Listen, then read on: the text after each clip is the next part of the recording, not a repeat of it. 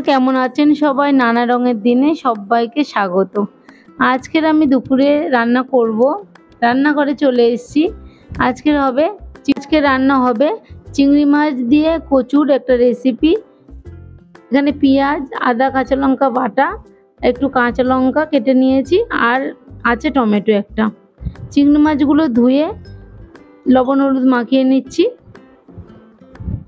চিংড়ি মাছগুলো এখন ভেজে নেব আমি। কড়াতে তেল গরম করতে দিয়ে দিয়েছি। তেল গরম হয়ে গেছে, চিংড়ি মাছগুলো ছেড়ে দিলাম। এইভাবে বড় চিংড়ি দিয়ে আর কচু রান্না করলে গরম ভাতের সাথে খুব ভালো লাগে খেতে। আমি রান্নাটা করছি, সঙ্গে থাকুন।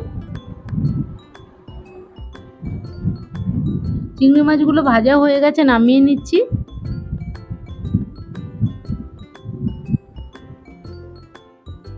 দিয়ে দিলাম তেলের উপর পেঁয়াজ,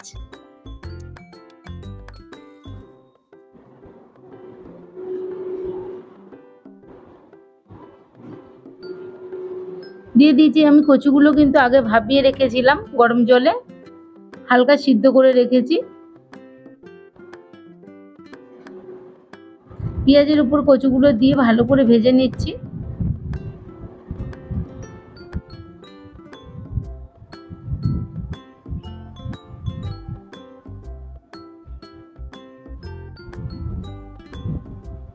একটু ঢাকা দিয়ে দেব।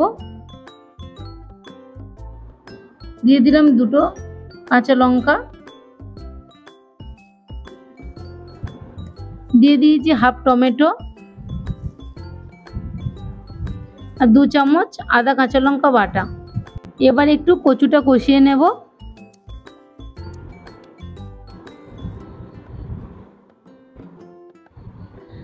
এখন দিয়ে দেব মশলা, লবণ, হলুদ আর ধনের গুঁড়ো,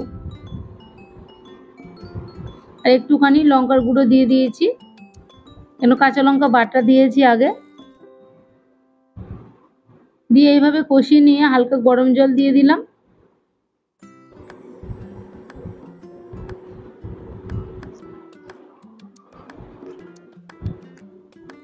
এখন ঢাকা দিয়ে দেব।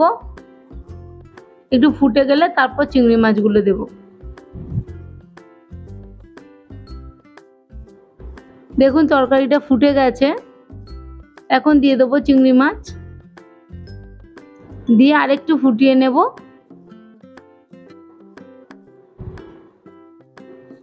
দিয়ে দিলাম একটু জিরের গুঁড়ো। হয়ে গেছে তরকারিটা, আর ফোটাবো না, কচুগুলো একদম সিদ্ধ হয়ে গেছে। এবারে তরকারিটা গাঢ় হয়ে যাবে।